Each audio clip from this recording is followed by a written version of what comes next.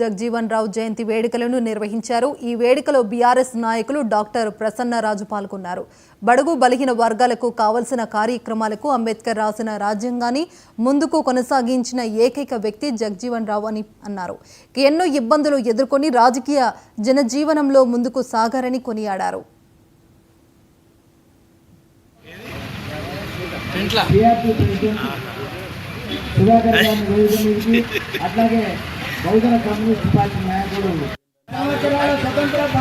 జగజీవన్ రావు గారి 117వ జయంతి సందర్భంగా తెలంగాణ ప్రజానికానికి అందరికీ కూడా శుభాకాంక్షలు చెబుతున్నాం బీఆర్ఎస్ పార్టీ తరఫున।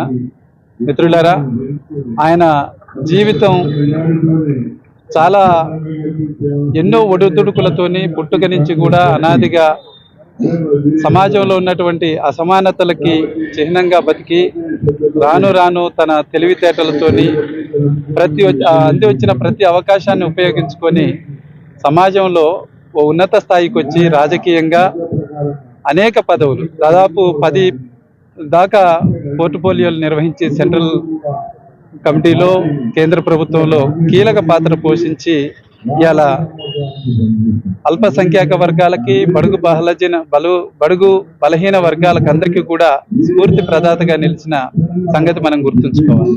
వారిని ఈరోజు వారి జయంతికి వారికి పూలమాల వేసి వారికి జయంతిని కొనసాగిస్తున్న వెంటనే వారి ఆశయాలని ఏదైతే వారు జీవించినంత కాలం వారు పడ్డ కష్టాలు ఇంకా తన జాతి పడొద్దని చెప్పేసి తన బతికినంత కాలం కూడా తన రాజకీయ పదవులని తన జీవితాన్ని పణంగా పెట్టుకొని తన జాతి చివరి శ్వాస వరకు కూడా తన జాతి ప్రయోజనాల కోసం ఈ దేశ అభ్యున్నతి కోసం అనేక పోరాటాలు అనేక ప్రయత్నాలు చేసినటువంటి బాబు జగజీవన్ రావు గారి జీవితం ఎంతో ఆదర్శవంతమైంది। జగజీవన్ రావు గారి